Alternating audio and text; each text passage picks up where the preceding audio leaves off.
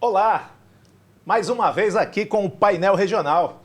Hoje não pode ser diferente, com muitos assuntos que você, dona de casa, você internauta, amigo, você aí nas suas redes sociais quer saber, puxa, como é que está o preço do combustível? Nossa, combustível é produto de luxo, não dá para ir, não dá mais para colocar, encher o tanque, banha, como é que nós vamos fazer? De quem é a responsabilidade? Mas tudo hoje aqui você vai participar do painel regional com a figura desse maravilhoso amigo José Hernandes, do Rezan, do Sindicato dos Postos de Gasolina, dos lubrificantes, uma pessoa que gera muito emprego aí com os postos, com todos os seus associados. Zé, obrigado em tê-lo aqui mais uma vez no painel regional. Muito obrigado pelo convite, Banha, e você como um grande amigo e antigo amigo, né, Banha? De muitas guerras, muitas batalhas pelo bem-estar da nossa região, principalmente da nossa cidade. Não podia deixar de atender o teu convite para estar aqui e tentar dar um pouquinho de luz, trazer um pouquinho de luz a esse assunto tão complexo e que atrapalha tanto a vida de todos os munícipes e de toda a sociedade. Olha, José, a gente está aqui conversando com o nosso internauta, os nossos telespectadores, e muita gente fala assim, mas o que é a Rezan? O que a Rezan faz? Como ela se organizou? Qual foi o efeito que essa pandemia trouxe para os seus associados? A gente está falando aqui de postos de gasolina, mas tem mais outras atividades.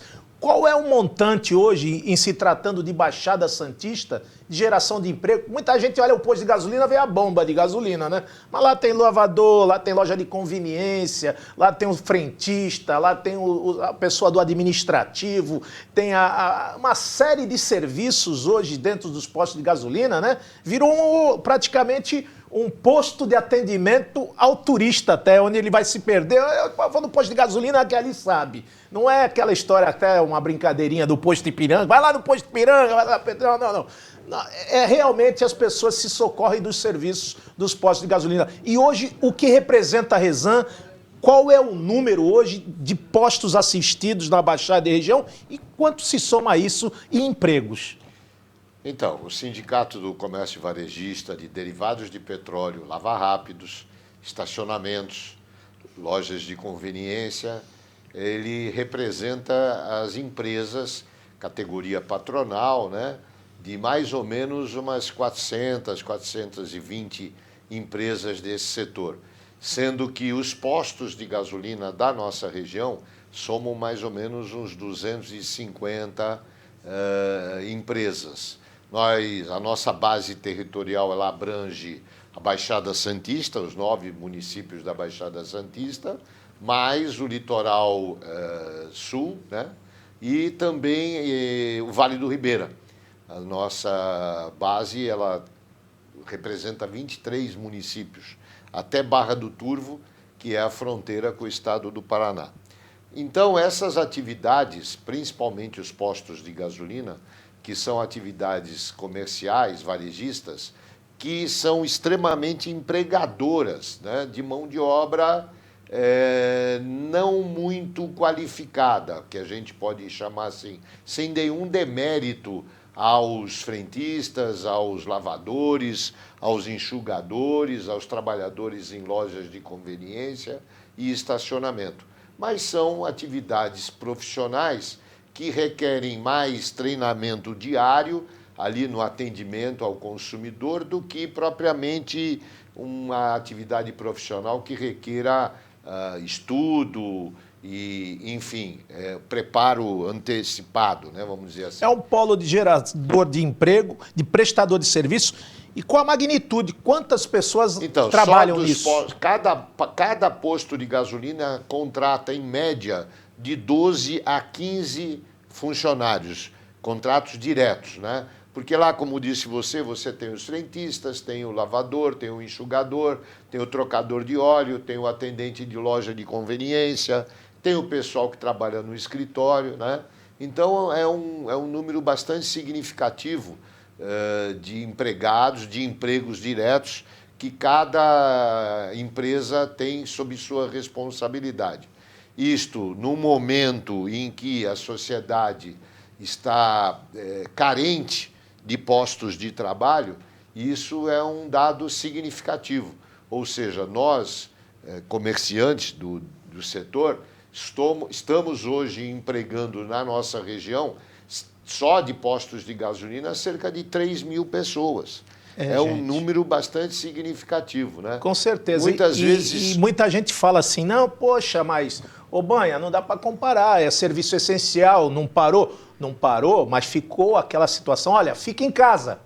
Fica em casa, você já deixou de usar o veículo, a indústria diminuiu seus turnos e a sua jornada de trabalho, e não foi diferente com o posto, porque isso também desagou no posto. Você vendia um número X de litros de combustível, você tinha uma passagem de número de veículos que utilizava todos os serviços, e isso também, esse fica em casa, vocês devem ter sentido também bastante na pele, né? Muito, sentimos muito.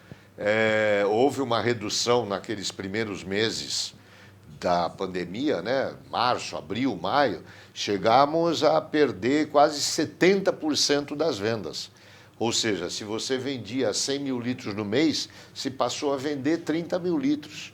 E as despesas eram as mesmas praticamente, folha de pagamento, encargos, né? Então, infelizmente, algumas empresas que sentiram mais na pele, vamos dizer assim, a falta do consumidor, né, foram obrigadas, algumas delas, a demitir, reduzir o quadro de colaboradores. Só que, diferentemente de alguns segmentos em que, infelizmente, a pessoa parou, ela pôde fechar as portas e mandar todo mundo para casa naqueles programas de apoio que o governo federal lançou, tipo 3 meses de licença, só com o governo pagando a parte do salário, enfim. No nosso caso, isso não foi possível, porque você, mesmo reduzindo o número de consumidores, o teu estabelecimento tinha que ficar aberto. Ele não podia fechar as portas. Então, ou seja, a gente tinha que manter um quadro mínimo de colaboradores, né, para poder continuar atendendo a população que precisava ir às ruas. Atender, por exemplo, os serviços essenciais, viaturas da polícia, ambulâncias, enfim, trabalho das empresas prestadoras de serviço, né? Então, o posto ele foi considerado um serviço essencial e trabalhamos muito nessa pandemia. Graças a Deus não tivemos assim grandes problemas de perda de funcionários com mortes, e, enfim, né, em função da pandemia, mas os patrões, né, os donos das empresas, sofreram muito, sofreram com a redução das vendas, sofreram com a manutenção, vamos dizer assim, das despesas, e, graças a Deus, passamos essa fase, hoje estamos aí numa recuperação da economia, só que agora estamos entrando num outro problema, que é o problema do custo do combustível, do preço alto do combustível, que, de uma certa forma, está afastando o consumidor, né? E você vem numa atuada de uma pandemia, do ficar em casa, de baixar a tua venda, mas os produtos, principalmente o teu custo fixo, ele aumentou a cada dia, porque Sim. Aumentou água, aumentou luz, aumentou o combustível que você fornece na bomba, e isso, sem dizer que você teve que enxugar, diminuir, e muitos dos teus associados foram buscar até recursos em bancos, empréstimos. Teve muito associado que teve que fechar as portas? Olha, felizmente não foram muitos. Infelizmente, os poucos que fecharam as portas, né, a gente teve a lamentar aí algumas empresas que deixaram de funcionar, né, e, obviamente, os empregos que foram fechados. Mas, na média geral, a gente, graças a Deus, não teve grandes problemas de encerramento de atividade. Mas, veja, com muito sacrifício. Como você disse muito bem, Banha, todos nós praticamente recorremos às linhas de crédito do governo, aqueles que tinham condições, o CNPJ estava limpo, né, vamos dizer assim, né, para poder entrar nos programas do governo, mas todos nós hoje estamos pagando aqueles empréstimos que foram feitos o ano passado, alguns empréstimos com carência de 6 meses, mas essa carência acabou. Então, hoje a gente está tendo que pagar esses empréstimos, né? E justamente no momento, porque acreditava-se que com o avanço da vacinação, a retração da doença, né? A expectativa era que a economia voltasse àquele vigor no pré-pandemia, no final de 2019, e que hoje a gente estaria numa condição boa, ou seja, não estaríamos passando novamente por perrengues, né? Desculpe o termo, mas é o que a gente passa pelo dia a dia. É, né? Lógico. E a gente hoje está tendo muitos problemas, né, com essa situação. A venda de combustíveis deu uma caída em função do preço elevado, em função da renda que diminuiu do brasileiro em geral, né?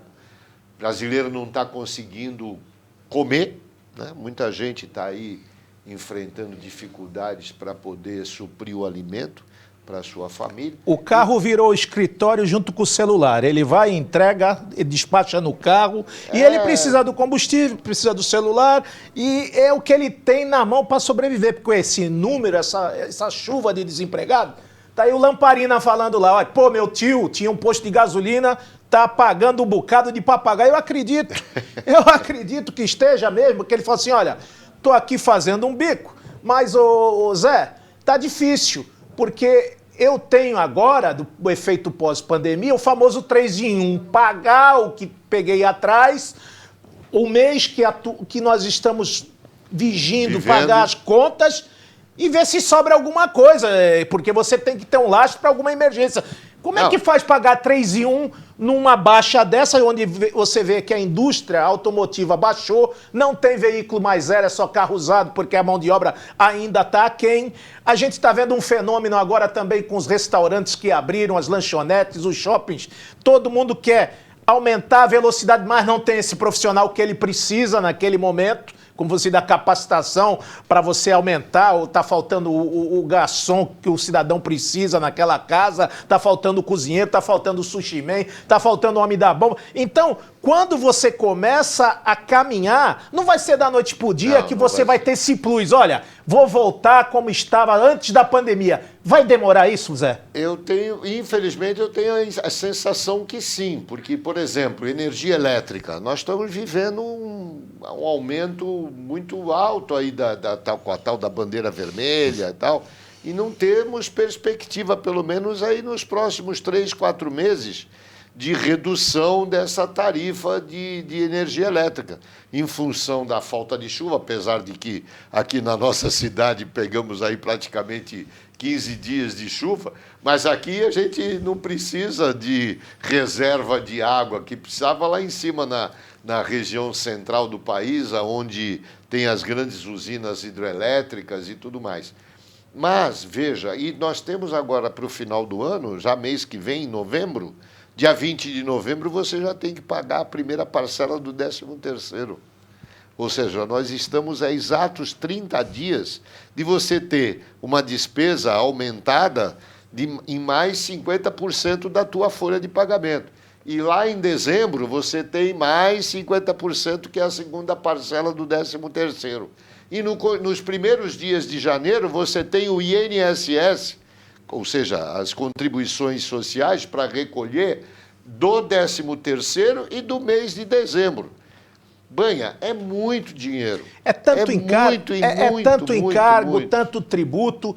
Isso acaba, eu não uso essa palavra, mas acaba esmorecendo. Porque eu vejo o comerciante, eu vejo o prestador de serviço como um eterno prisioneiro da esperança. Ele está sempre, amanhã vai ser melhor, amanhã vai ser melhor, amanhã vai melhorar, o movimento vai aumentar. Só que a gente vê que, por um lado, não estou falando no governo, em todos os níveis, seja o governo federal, estadual, municipal, não parece que não falam a mesmo idioma.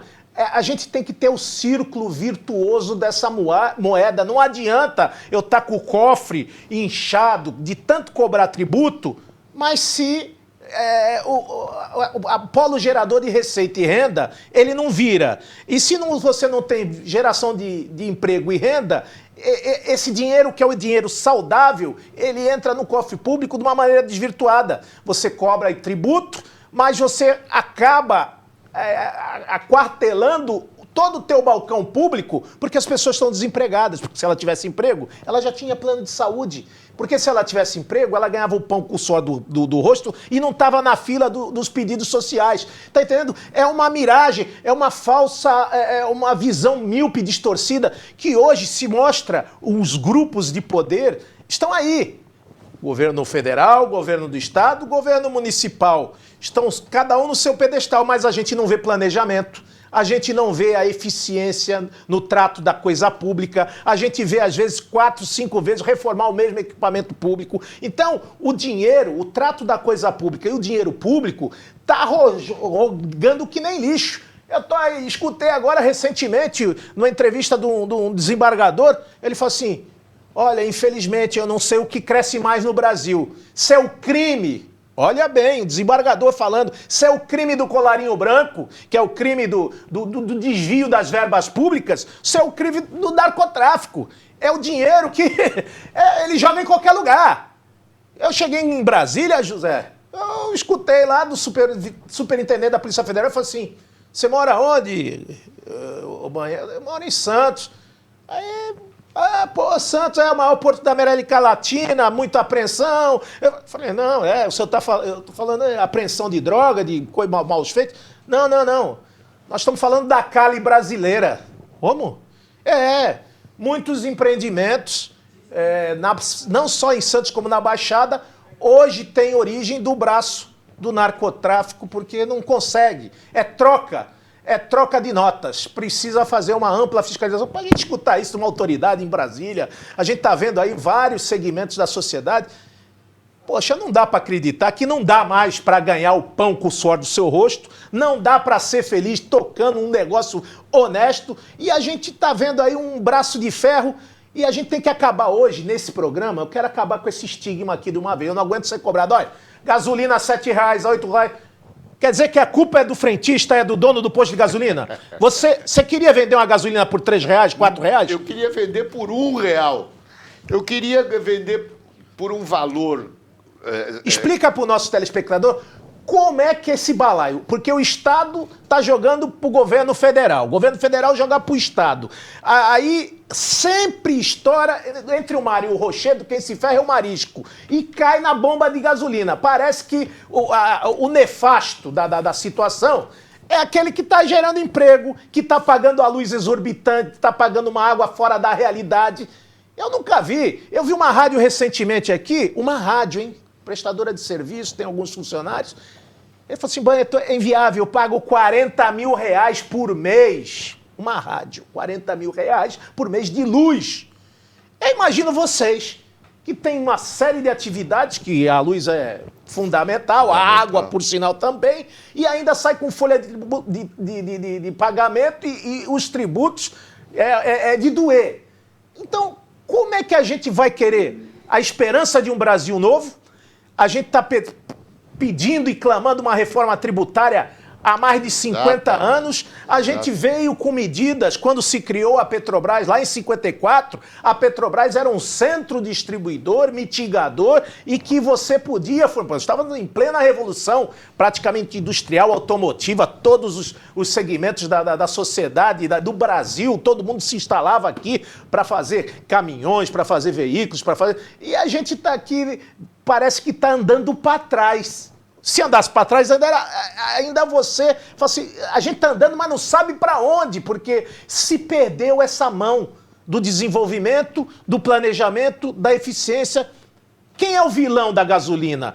Porque todo mundo joga na dolarização, sempre foi em dólar, o barril sempre foi, do petróleo foi regulado em dólar, mas uma vertente dessa, onde o dólar cada dia é um susto, onde a Bolsa de Valores cai assustadoramente, onde a gente vê o princípio básico, porque o cidadão fala, nós estamos falando de serviço essencial. Se a gente não falar de água, de luz, de combustível, onde vai parar, Zé? Quem é o vilão dessa história?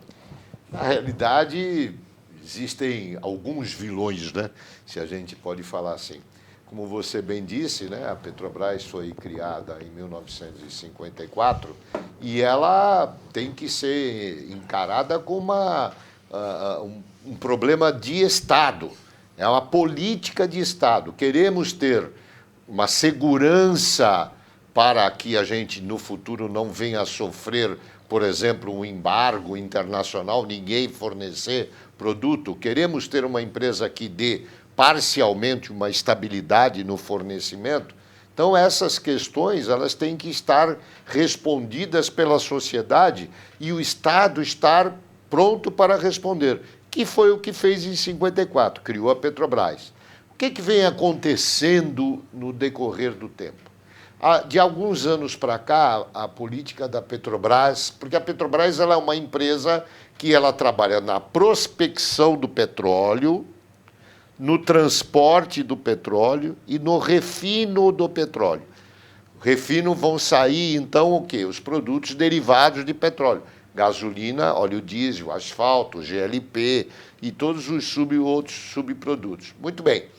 O Brasil, hoje, ele já vendeu 2 das suas refinarias. A Petrobras já vendeu a refinaria de Manaus para uma distribuidora de derivados lá da região, vendeu a refinaria da Bahia para um grupo econômico Madala, que é um grupo árabe, tá? E tem mais 3 ou 4 refinarias para serem vendidas. Até suspenderam a venda dessas refinarias por conta de desvalorização, não estavam encontrando empresas ou pessoas, enfim, grupos econômicos, para pagar o valor real dessas refinarias. Com essa redução do número de refinarias e também entram aí outros aspectos, por exemplo, a capacidade da refinaria de refinar um produto de qualidade e que atenda às especificações de hoje com relação ao meio ambiente, porque aí você tem outras conotações. A gasolina ela não pode ser aquela gasolina de 10 anos atrás, por problemas de poluição ambiental. O óleo diesel hoje não pode ser o mesmo óleo diesel.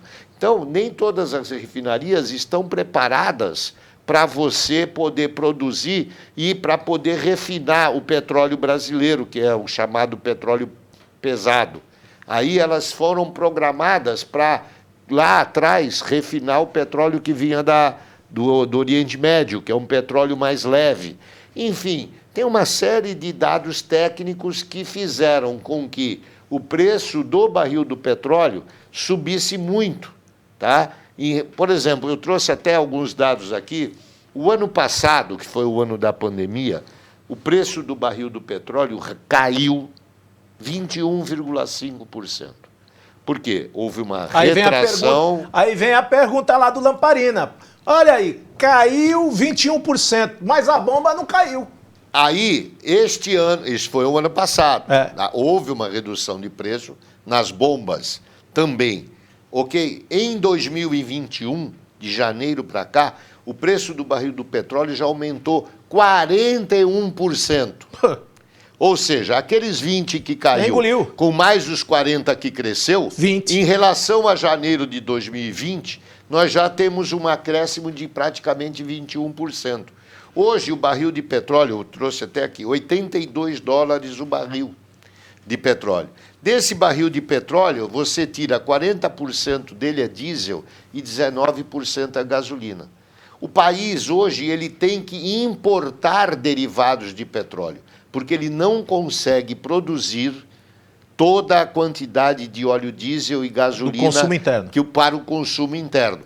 Então, tem até aqui uma manchete, né, de ontem, do Estadão, né?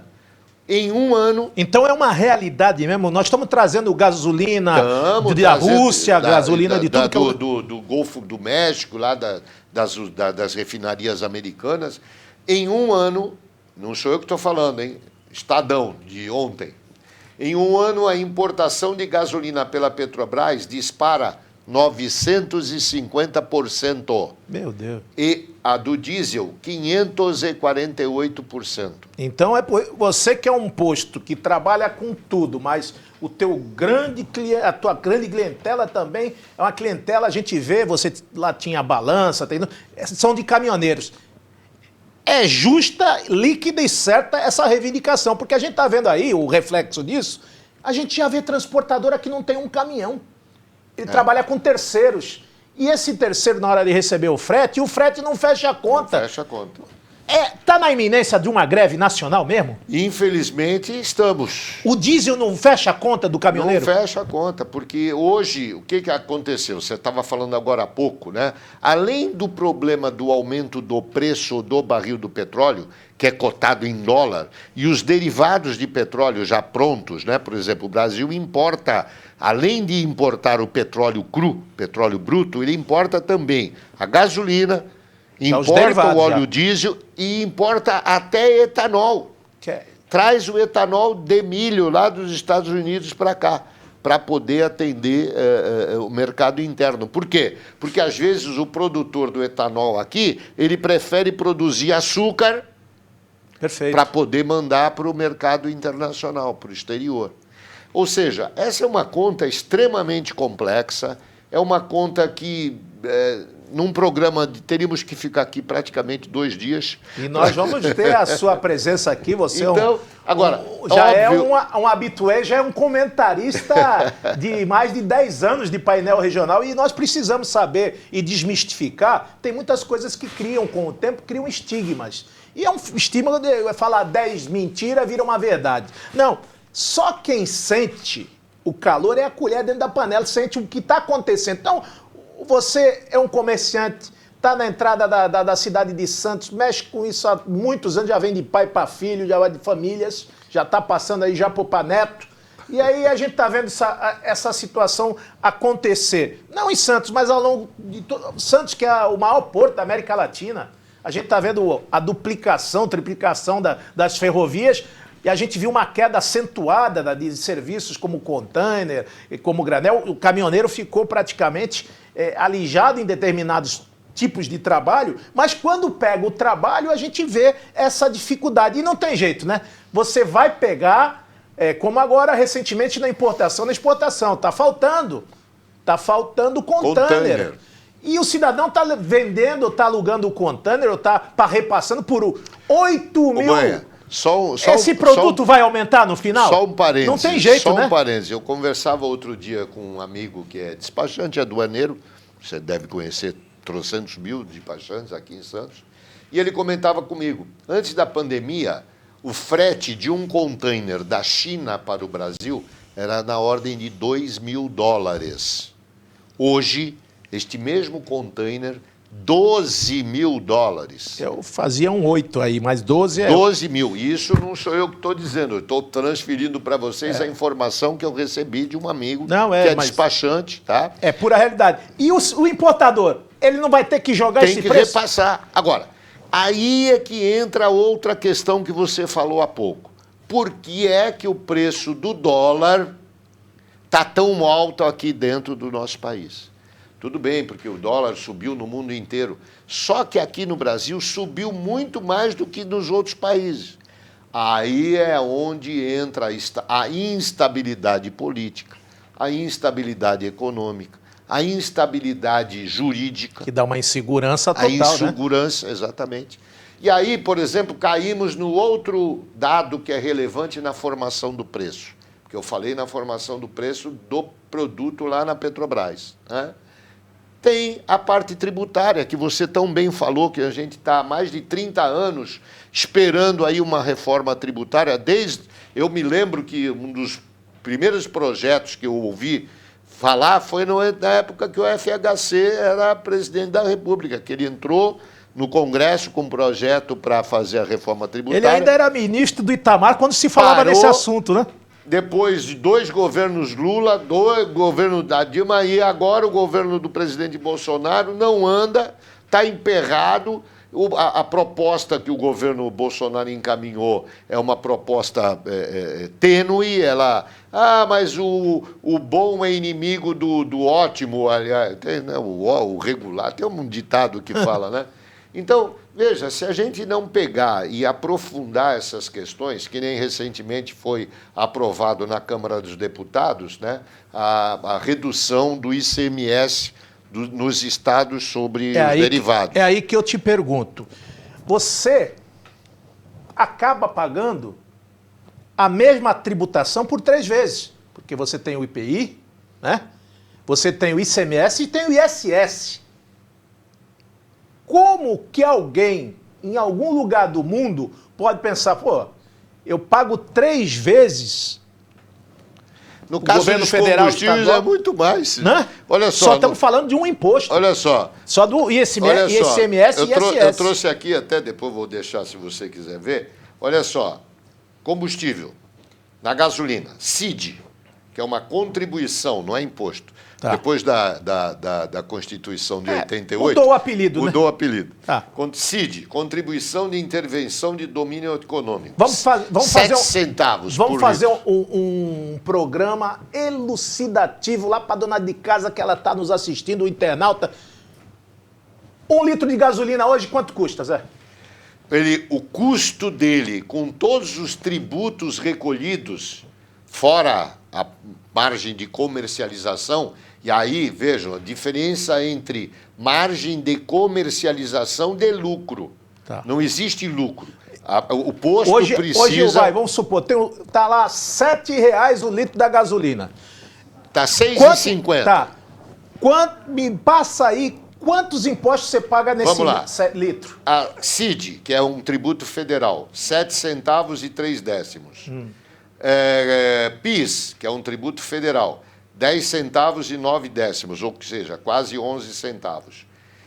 COFINS, que é também um tributo federal, 0,50 centavos, ou seja, só para o governo federal, 50 com mais 11, 61 com mais 7, são 68 centavos de impostos para o governo federal. Tá. ICMS, na substituição tributária, para o estado de São Paulo, R$1,45 por litro. Isso só para o estado? Isso só para o estado, R$1,45. De tributos, então, você consumidor, você dona de casa, você internauta, está pagando R$2,14. Dos R$6,50, que é o preço médio, você está pagando hoje R$2,14. Aí vem Petrobras, que tem lá R$2,14 por 73% de gasolina A.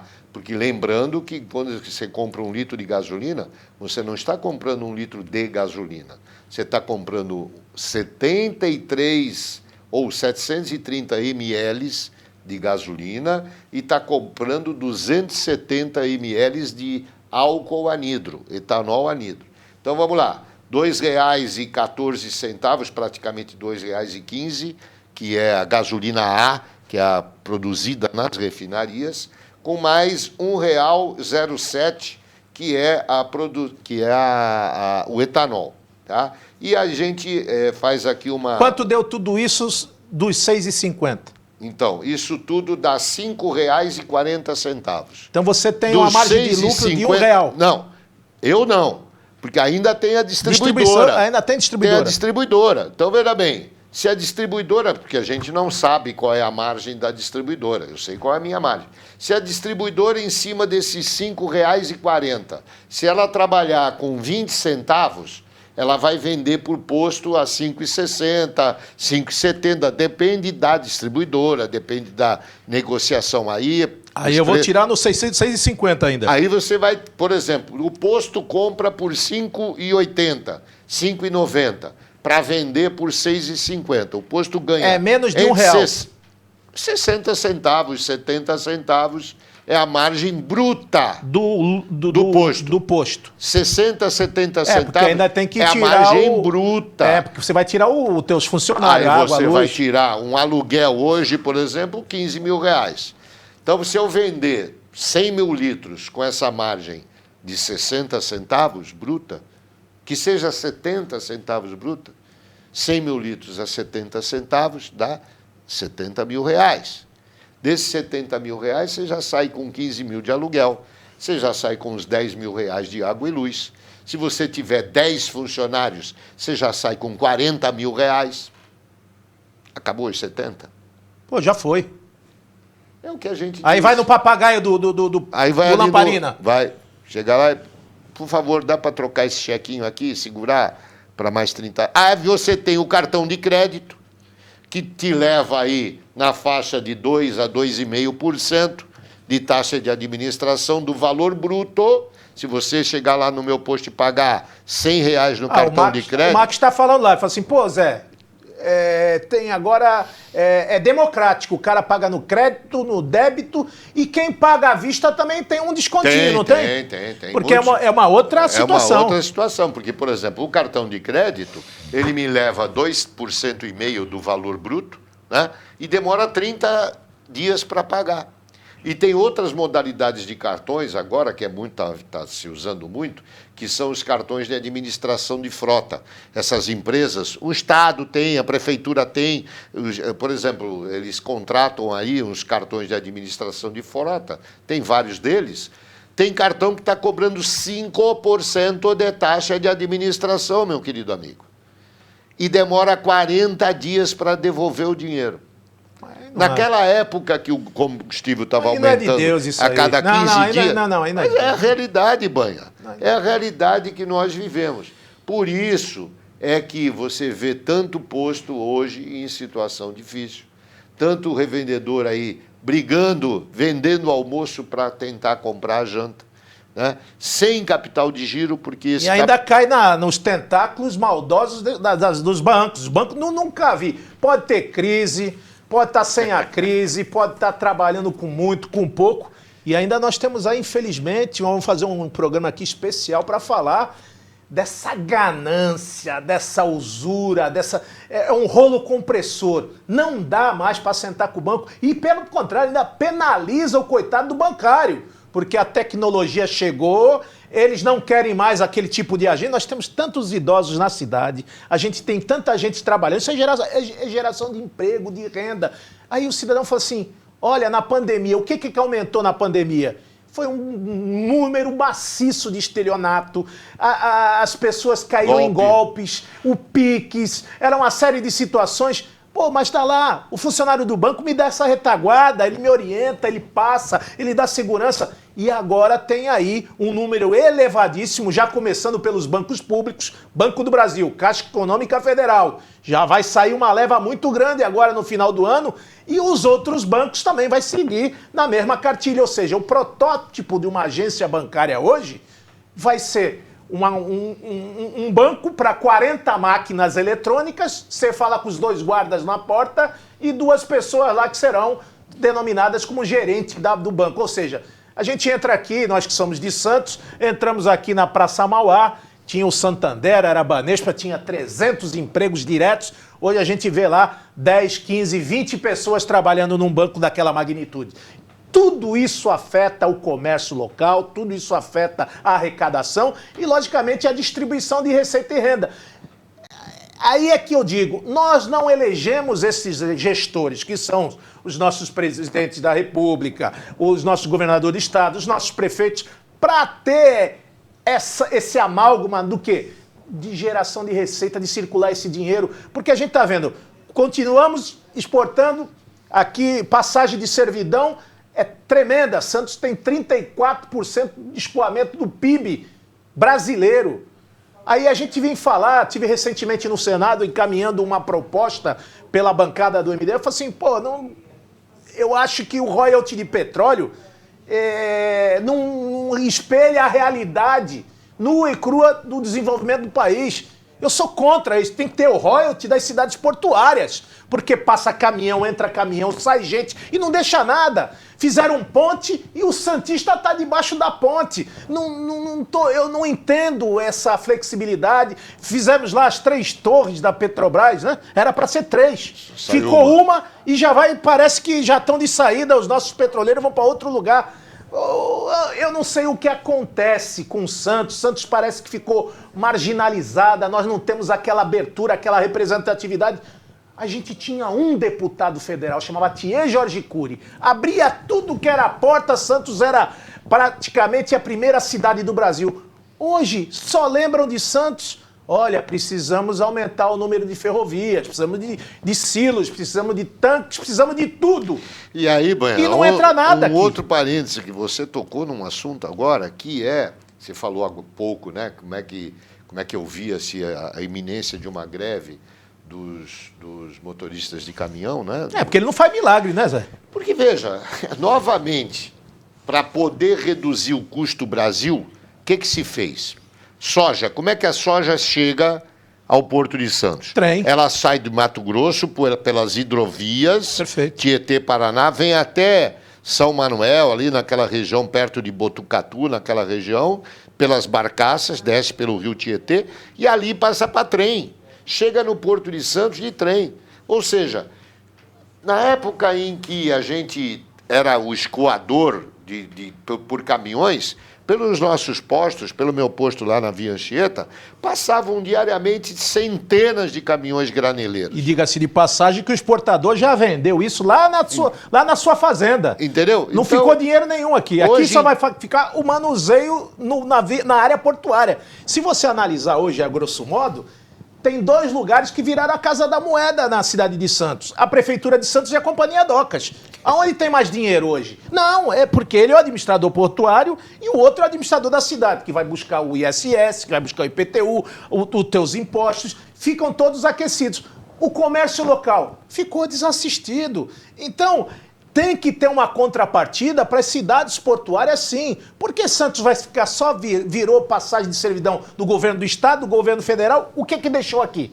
Cadê o emprego? Cadê a geração de receita? Modernização dos portos veio, os avulsos estão desempregados, não tem emprego para todo mundo, a tecnologia é chegar. Como é que vai? Como é que fez? Tudo isso é falta de planejamento, é falta de visão, é falta de estudo, de eficiência, de qualidade. Como é que você vai querer um país próspero se cada um lava as suas mãos? Oh, minha parte é aqui, até aqui foi bem, dali é do Estado, dali é a União, cada um lava as suas mãos. E ao mesmo tempo ninguém esquece de pagar, como a gente viu, é só uma tributação. Só uma tributação é por 3 vezes o comerciante tem que pagar IPI, ICMS e ISS. Não dá para viver dessa maneira. Daqui a pouco nós não vamos ter mais dinheiro circulando, vai ser escambo. Vai ser escambo, nós vamos trocar. Ô, Zé, vai no supermercado, faz a tua compra, troca em gasolina, outro vai... Só está faltando isso. Zé, como é que é? Onde que está a luz no fim do túnel? O que deixa vocês de pé diariamente? Lógico que a gente tem que agradecer a Deus todos os dias, porque temos muitos amigos que se foram nessa pandemia, muitas pessoas deixaram seus entes queridos, famílias dizimadas com essa pandemia, o mundo todo foi assolado com isso. Mas o que eu posso deixar e o que o Rezan pensa? Qual é aquela luz no fim do túnel, aquela esperança que nós temos para alcançar um país mais justo, mais igualitário? Tem uma cidade de Santos, por exemplo, terra da liberdade e da caridade, que a gente possa ter os nossos filhos. Nós estamos exportando gente para fora. Os filhos da gente não querem ficar mais aqui na cidade. Não, eu vou embora daqui. A cidade envelhecendo, a gente está pegando o mesmo fenômeno que pegou a Europa lá atrás. Portugal, Espanha, Itália. Envelheceu, os garotos fugiram, saíram de lá, foram fazer a vida em outros lugares, e aí agora buscando os netos, né? Buscando filhos e netos, como no Japão, os decassegues, para poder fazer o trabalho, para conter pelo menos a previdência local, porque envelheceu muito, desequilibrou o cálculo atuarial. E você precisa fazer famílias. Mudou tudo, né? A gente com 18, 19 anos casava, tinha família. Hoje o cidadão já está casando com 35, 40, vai ter família lá mais para frente. Isso dá um desequilíbrio no mundo, não, Zé? O que o Rezan tem estudado em cima disso? Então, a gente tem sempre a preocupação que é a seguinte: vamos reduzir o preço desta caneca ao máximo.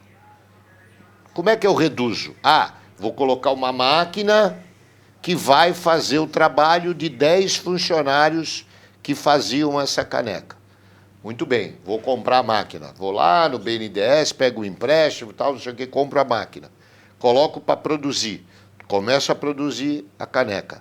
Mando 10 funcionários embora. Muito bem.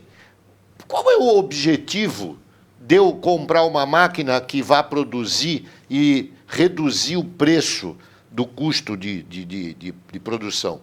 Para poder baratear. Baratear para quê? Para vender mais. Vender mais para quem? Se está desempregado. Exatamente. Então, é um círculo que a gente tem que quebrar. É um círculo de mediocridade, míope, né? Não adianta eu ter um produto barato, essa caneca custa 10 centavos. Bom, mas quem é que tem na vida, na minha cidade, na minha região, 10 centavos que vá comprar essa caneca? Não tem ninguém, porque está todo mundo desempregado. Então, todo aquele esforço que eu fiz para comprar uma máquina, mandei 10 cabras embora, a minha máquina está produzindo e não tem quem compre. Então, qual é a nossa expectativa? Uma reforma tributária urgente e abrangente, que resolva os problemas, os gargalos e as falcatruas que existem por exemplo, no nosso mercado. Quando você fala... comunga dessa opinião nossa?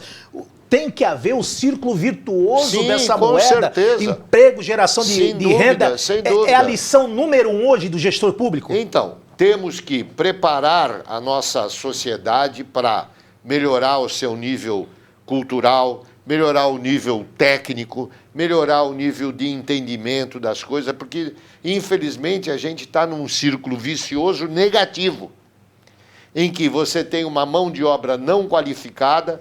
Quando você precisa, você é obrigado a buscar, ou a nossa, como você falou, a nossa boa mão de obra vai embora.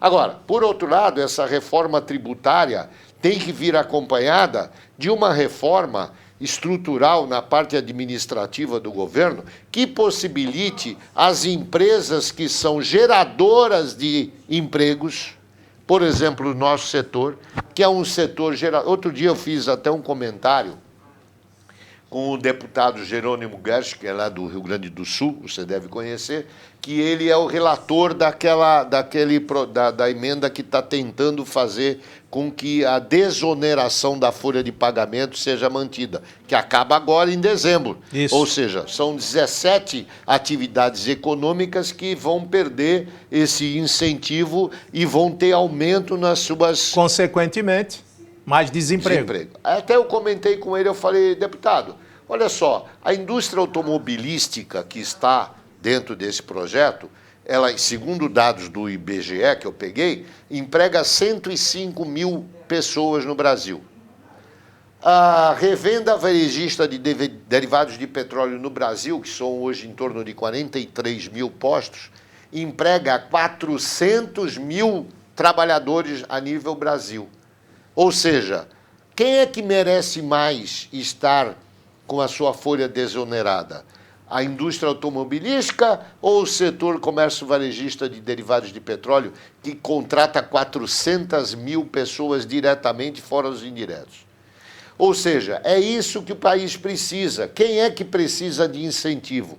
Aquela atividade econômica que é geradora de empregos, geradora de empregos não tão qualificados, que é aquela mão de obra que não há necessidade de você ter, infelizmente, curso superior ou curso técnico que seja. O próprio dia a dia você treina o teu frentista para ele ser um bom atendente. Nós mesmos lá no Rezan oferecemos uma série de cursos, uma série de treinamentos. Essa semana mesmo a gente está com um treinamento de CIPA, lá em conjunto com a Labormed, que é a nossa empresa parceira, e outros treinamentos que a gente dá para melhorar e qualificar a nossa mão de obra.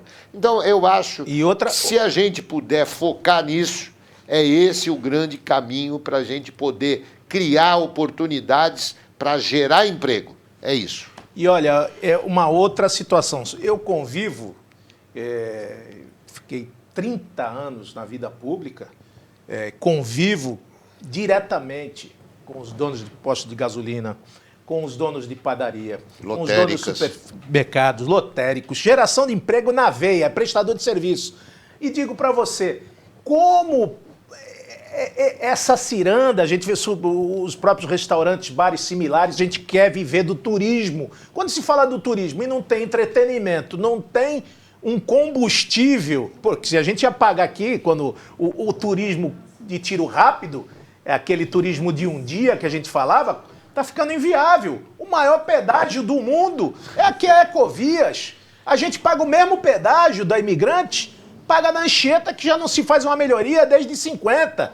Então você vê disparidades, a longevidade de alguns contratos acabam se tornando perniciosos. O contrato da Ecovias é questionável, sim, já foi questionado por várias vezes, até pelo Ministério Público, teve delação premiada para se pagar lá os malfeitos do passado, os contratos e recontratos. E a gente está vendo que quando o cidadão se acomoda mundo com prestador de serviço público, e agora querem fazer prestação aí de 20, de 30 anos, seja de exploração, de concessão rodoviária, concessão do transporte público, concessão do lixo, 30 anos. Querido, nós já estamos engasgados com o fenômeno aí de reeleição. A reeleição não tem se mostrado muito efetiva nem boa para o povo brasileiro. Porque o que parece que o cidadão está sempre em campanha e ele não acaba fazendo o seu trabalho e quando ganha a reeleição, aí senta. Senta, mas senta lindo. Tem uma, como diz a garotada hoje, Lamparina, como é que é? Chega a deitar, né? Deitei.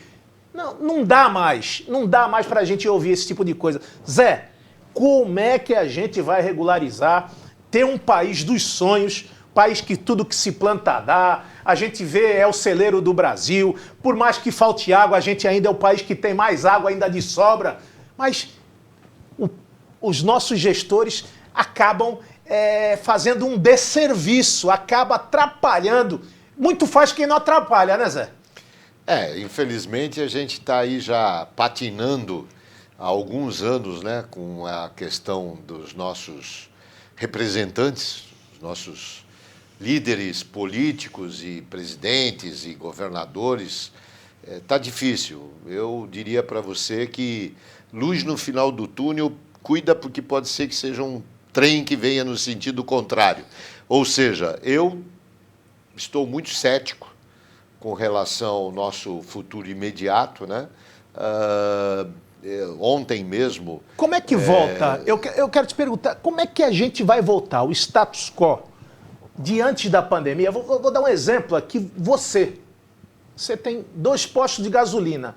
O teu auge nesses 2 postos de gasolina, quanto de geração de emprego você dava diretamente? Qual a tua capacidade de venda nesses postos de gasolina? De que maneira você tinha isso? Você faz uma conta e nos próximos 6 meses, 1 ano, você vai voltar essa atividade do jeito que você tinha anteriormente, com o número de trabalhadores, de prestadores de serviço? Infelizmente, eu não vejo com menos de 6 meses voltar ao número, por exemplo, ao número de funcionários que a gente tinha. Você conhece lá o nosso espaço. Por exemplo, a gente tem lá um restaurante na nossa loja de conveniência que a gente atendia muitos colaboradores ali do prédio da Petrobras, que fica ali no bairro do Valongo. Com a pandemia, todos os colaboradores lá, os 2.000 funcionários da Petrobras, foram para home office. Eles agora estão retornando num regime de trabalhar 2 dias no prédio e 3 dias em casa. Ou seja, a economia nunca mais, pelo menos nessa parte de escritórios, essas empresas que alugavam andares e tinham diversos funcionários trabalhando, não volta mais. Esta é uma nova realidade. E dentro dessa nova realidade, nós que somos prestadores de serviço, que estávamos acostumados, por exemplo, a servir lá 100, 150 almoços por dia, estamos servindo 50, 70. Qual a tua expectativa para o centro da cidade? Se não tiver uma política de ocupação do centro da cidade com residências, transformar aqueles cortiços, transformar aqueles prédios que estão vazios em residências populares para poder abrigar essa população que está aí pagando aluguel, enfim, uma política voltada para a ocupação de pessoas. Porque a parte, como eu disse há pouco, muitos escritórios que estavam no centro da cidade passaram a fazer o home office. Em vez de ter um andar inteiro num prédio lá na Rua 15, ele está ocupando uma sala lá no Gonzaga, uma sala lá na Ponta da Praia, né? Enfim, ficou muito difícil de você ter a volta do centro da cidade com aquele aspecto que era comercial. Por exemplo, Receita Federal não está mais no centro da cidade. Hoje você não precisa ir mais na alfândega. A nossa querida alfândega ali, né? Ou seja, todos aqueles escritórios de despachante que tinham que ter, que mandavam funcionário para levar um processo, para consultar um processo, para carimbar as guias de exportação, isso tudo é feito online hoje. Não precisa mais você ir lá na repartição pública. Ou seja, tudo isso fez com que o centro da cidade perdesse a vocação que ele teve até alguns anos atrás de ser um polo onde se concentravam as empresas de café, as empresas de comércio exterior. Então, isso tudo acabou. E esse índice assustador da criminalidade, de furto, de roubo, crime contra o patrimônio, assolou também o teu associado?